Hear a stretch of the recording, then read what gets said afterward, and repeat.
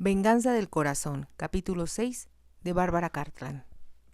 Supongo que si todos se hospedan con nosotros, la casa va a reventar, indicó Warren.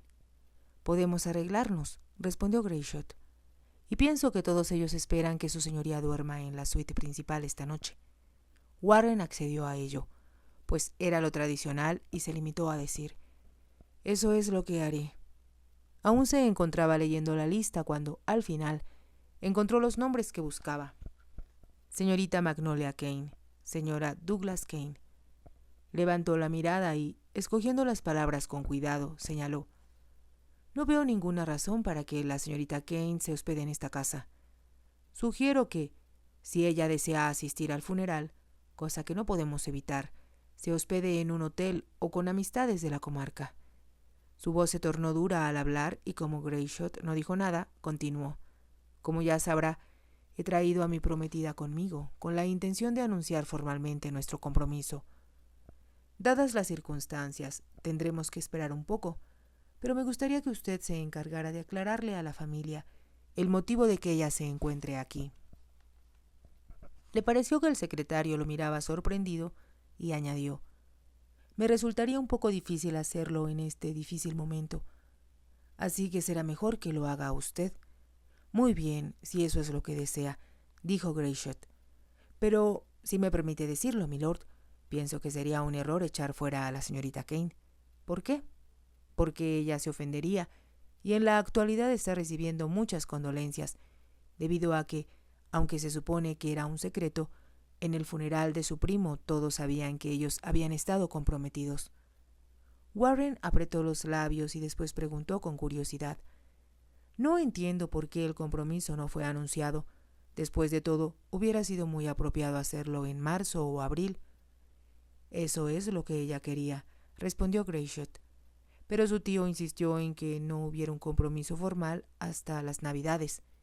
Warren se sorprendió y, arqueando las cejas, preguntó: ¿por qué insistió en eso?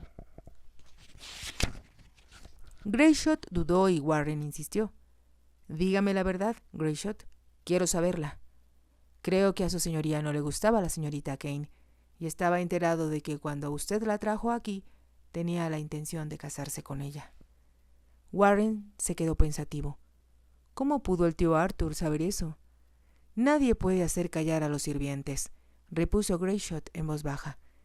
Pero si su tío lo apreciaba mucho a usted... Es más, creo no equivocarme al decir que él deseaba que usted hubiera sido su hijo en lugar de su sobrino, y por lo tanto le desagradaba Magnolia, concluyó Warren. Supe que ella y Raymond discutieron con él con respecto al anuncio del compromiso, pero su tío fue inflexible. Les dijo que si para Navidad ambos seguían pensando igual, entonces podrían anunciar sus esponsales. Warren sabía que su tío podía ser inflexible cuando se lo proponía, de modo que supuso la frustración que sintió Magnolia, y cuando Raymond murió ella comprendió que lo había perdido todo. Una dura mirada asomó a los ojos de Warren al decir: de todos modos, ella no tiene nada que hacer ahora en Bookwood, así que cuanto más pronto se deshaga de ella será mejor. La expresión de Greyshot le indicó que no iba a ser fácil y preguntó con voz seca: ¿hizo Raymond algún testamento en beneficio de ella o algo parecido?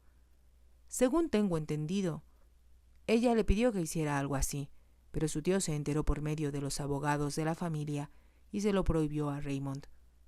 Como a Warren le disgustaba todo cuanto había escuchado, se levantó del escritorio. No tengo ningún deseo de verla, Greyshot, dijo. Infórmele que ya estoy aquí con mi prometida y que necesitaré las habitaciones que ocupan ella y la señora Kane. Eso haré, asintió Greyshot. Pero Warren estaba preocupado. Un caballo esperaba a la puerta y Warren cabalgó hasta la casa grande. Cuando la vio, en la distancia, con la bandera del marqués a media asta, pensó que debía ser un sueño que ahora le perteneciera a él. La luz del sol hacía que los cientos de ventanas se reflejaran en el lago con destellos de oro, como si hubieran salido de un cuento de hadas. Amaba a Bookwood, pues siempre había formado parte de su niñez y de los recuerdos de su padre, y ahora que había regresado al hogar debía dedicarse a cuidar la casa y las tradiciones de la familia. como lo habían hecho sus antecesores. Al llegar a la puerta principal vio allí varios carruajes. Sabía que en el momento que entrara en el gran vestíbulo, decorado con estatuas de dioses griegos y banderas que conmemoraban las batallas en las que destacaron sus antecesores, escucharía el murmullo de voces. Sucediera lo que sucediera, los Wood siempre hacían de aquella casa su lugar de reunión. Warren no se había equivocado. Podía escuchar las voces en el salón y, con una leve sonrisa, abrió la puerta y entró. Solo una hora más tarde logró librarse de los abrazos de sus parientes mujeres y de los apretones de mano de los hombres. Le alegró el corazón darse cuenta de que a todos les complacía que fuera él quien tomara el lugar de su tío como jefe de la familia. Ellos habían adorado a su padre, porque jamás nadie logró enfrentarse a Lord John y, por lo tanto, habían querido y mimado a Warren desde su nacimiento. Pero fue cuando se dirigió al estudio de su tío que comprendió que ellos aún no sabían nada acerca de su compromiso y se preguntó qué pensarían acerca de Nadia. En casa de su madre había dado órdenes de que a Nadia se le dejara dormir hasta que se despertara por sí sola. También decidió que ella no debía asistir al funeral, aunque sí comería y cenaría más tarde con la familia, cuando la presentaría a todos como su futura esposa. Pensó que aquello lo sorprendería, pero no tanto como a Magnolia. El señor Greyshot lo estaba esperando en el estudio. Puso ante su vista los arreglos para el funeral, una copia del sermón impreso con una orla negra y una lista de los invitados al almuerzo. El resto de la familia llegaría esta tarde, explicó. Le entregaré en unas horas la lista del sitio que ocuparán durante la cena. Habló con la señorita Kane. Así lo hice, pero se niega a marcharse hasta que hable con usted. No tengo ningún deseo. En ese momento la puerta se abrió y Magnolia entró en el estudio. Con una rápida mirada, Warren comprobó que ahora estaba aún más bella que la última vez que se vieron. Pero al mirarla avanzar hacia él con su gracia sensual, Warren supo que solo era odio lo que sentía por ella en aquel momento. Greyshot, murmurando algo en voz baja, abandonó la habitación. Cuando la puerta se cerró tras él, Magnolia dijo, con la voz suave y acariciadora que le caracterizaba y que Warren recordaba muy bien: «Has regresado, oh querido. Parece una eternidad desde la última vez que te vi». Él se puso de pie cuando ella entró, pero permaneció detrás del escritorio y le respondió con frialdad: «Me sorprende encontrarte aquí. Si me hubiera marchado inmediatamente después del funeral de Raymond, no te hubiera visto. No recibiste mi carta en París. Recibí tu carta, que llegó 3 días antes que yo». Él sabía que aquello era algo que ella no esperaba, y vio cómo temblaban sus largas pestañas, pero era lo bastante astuta como para contestar después de una breve pausa. «La escribí poco después de tu partida, pero no tenía objeto enviarla antes que tú estuvieras de regreso. Lo cual, muy a tu conveniencia, fue después de que Raymond sufriera el accidente». Magnolia hizo un gesto muy expresivo con las manos y después preguntó: «¿Por qué me hablas de ese modo? Ya te dije que te amaba, Warren, y siempre ha sido así. No podrás perdonarme una locura de un momento». Ella dejó escapar un profundo suspiro. «Cuando vi esta casa me pareció tan bella», dijo en voz baja, «que no podía pensar en otra cosa que en vivir aquí, pues sentía que yo pertenecía a este sitio». Warren pensó que ella trataba de tejer un hechizo alrededor de él, del cual sería difícil escapar. Reaccionando, la interrumpió con voz áspera: «Esto no tiene objeto, Magnolia. No estoy dispuesto a permanecer aquí y escuchar tus mentiras. Le dije al señor Greyshot que te pidiera que te marcharas, y eso es lo que tienes que hacer. También me dijo que habías traído a tu prometida. ¿Es cierto?». Magnolia hizo la pregunta como bromeando, a punto de reír. Entonces, deliberadamente, y tomándolo por sorpresa, se le acercó. Echó hacia atrás la cabeza con aquel gesto que a él siempre le había parecido irresistible y acercó sus labios a los de Warren, susurrando: «Warren, Warren, te amo, como tú me amas a mí. ¿Cómo podríamos, ninguno de los dos, olvidar la gloria que vivimos cuando tú me besaste?». Antes que Warren pudiera moverse, Ella tomó la cabeza de él entre sus brazos y lo besó en los labios. Él sintió la pasión de aquel beso, la suavidad del cuerpo de Magnolia y su fragante perfume. Pero mientras lo besaba, supo que el poder que ella había ejercido sobre él había desaparecido. Cualquier duda que pudiera quedar en su mente se desvaneció y cerró los dedos alrededor de las muñecas de Magnolia, apartando los brazos que le rodeaban el cuello. «Es inútil, Magnolia». Ella se dio cuenta de que él había permanecido impávido ante sus besos, y su rostro reflejó, primero, una expresión de incredulidad y luego una de frustración y enojo. Por un momento reinó el silencio, como si le costara trabajo creer lo que él le había dicho. «¿De veras me apartas de ti?», preguntó. «Insisto en que te vayas de mi casa. Mientras estés aquí crearás una situación embarazosa. Y como tu compromiso con Raymond jamás fue anunciado, no tienes ninguna posición oficial en mi familia». Al decir aquello le soltó las muñecas y ella se las frotó como si él la hubiera lastimado. «Creí que me amabas». «Sí, te amé», respondió Warren. «Te amé con todo mi corazón, hasta que descubrí que solo me estabas utilizando para lograr tus ambiciones sociales y que no te interesaba como hombre». «Eso no es cierto», gritó Magnolia. «Y ahora te amo como nunca te amé antes». «Solo porque me has perdido», respondió Warren con cinismo. «Y no te gusta ser perdedora». «¿De verdad te he perdido?». Ahora la voz de ella era muy suave y seductora, y él se percató de que realizaba el último esfuerzo por retenerlo. «Como ya sabes, estoy comprometido para casarme con alguien a quien amo, una mujer en la cual puedo confiar», respondió él. De nuevo su voz fue áspera, y al instante añadió: «Adiós, Magnolia. Espero que comprendas que, como tengo mucho trabajo, no saldré a despedirte». Habló con una cortesía tan formal que resultó más devastadora que si le hubiera gritado. Magnolia caminó con lentitud hacia la puerta y exclamó al salir: «Te vas a arrepentir, Warren, de haberme tratado así, y no creas que podrás olvidarme con tanta facilidad, ni que encontrarás a otra mujer que te excite tanto como yo». Hizo una pausa y después continuó con una voz que parecía vibrar hacia él: «Cuando estés besando a tu prometida, te acordarás de mis besos. Cuando toques su piel, no será como la mía, y extrañarás los latidos de mi corazón y mis palabras de amor». Ahora el tono de su voz era hipócrita, pero Warren sabía que aquella era una buena representación que hacía, no para él, sino para el marqués de Buckwood. «Adiós, Magnolia», dijo él con firmeza, y se sentó detrás de su escritorio. Ella permaneció allí un momento más y luego desapareció. Cuando estuvo seguro de que Magnolia ya no regresaría, Warren se puso de pie y se acercó a la ventana abierta. Necesitaba aire fresco. También se sentía como si hubiera estado luchando contra algo que amenazaba con envolverlo, contra su voluntad, y que podía destruirlo si no tenía cuidado.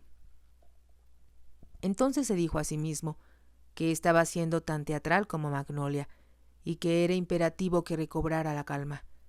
Pero, a la vez, sentía como si se estuviera estrangulando, y le resultaba difícil respirar. Nadia bajó un poco después de las 12 de la mañana, sintiéndose un poco avergonzada por haber dormido tanto.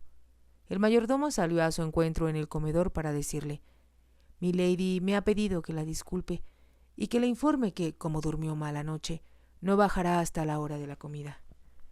«Comprendo perfectamente», respondió Nadia. «Yo también me he levantado tarde». «Era de esperarse, milady», dijo el mayordomo. «Entiendo que el viaje desde París es muy cansado». «Sí, mucho». Él abrió las puertas del salón, que tenía largas ventanas que daban al jardín. Afuera, Nadia vio que había un jardín de rosas, y como era verano, las rosas estaban en flor. Rojas, blancas, amarillas, rosadas y de color oro, formaban un hermoso conjunto. Todo estaba muy tranquilo, excepto por el zumbido de las abejas y el canto de los pájaros en los árboles. Era como entrar en un cuento de hadas, después de haber estado condenada al horrible cuarto que ella y su madre habían ocupado en la margen izquierda del Sena. El solo recordarlo hacía que Nadia se estremeciera. Le habían traído el desayuno a la cama, y al ver la elegante porcelana, la cubierta de plata sobre el plato de los huevos y la fina servilleta de lino, bordada con el monograma de Lord John, estuvo a punto de llorar. ¿Cómo había podido su madre tolerar en aquel cuartucho la comida corriente y mal preparada, servida en platos rotos?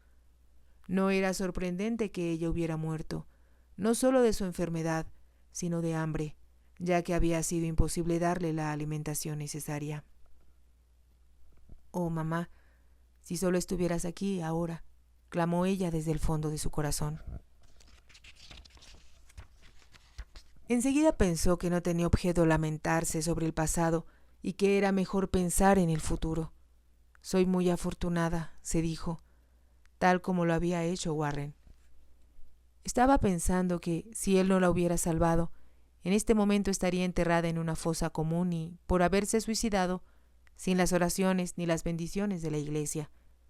Como era consciente de lo cansada que se había sentido la noche anterior, se obligó a sí misma a comer todo lo que le trajeron en la bandeja del desayuno, aunque representó un gran esfuerzo. «Si voy a ayudarle como él lo desea», pensó, «debo estar fuerte y conservar la agilidad mental». Anoche todo le había parecido envuelto en la bruma. Ahora todo estaba claro, pero era inevitable que las semanas o meses de privaciones y de miedo hubieran dejado su huella. En este momento se encontraba en Inglaterra. El miedo había quedado atrás, y su nueva identidad, aunque solo se tratara de una comedia que debía representar, no tenía que preocuparse de nada, salvo de ponerse bien y tratar de hacer lo que el bondadoso señor Wood le pedía. Al recordar que ahora él era un marqués, quiso reír, porque todo parecía increíble. «No es cierto, estoy soñando», exclamó Nadia para sí, pero como aquello era tan emocionante, quería levantarse y vivir esa experiencia, por miedo a despertar. El sol en el jardín, las rosas, la antigua pared de ladrillos que lo cercaba, todo parecía parte de sus sueños.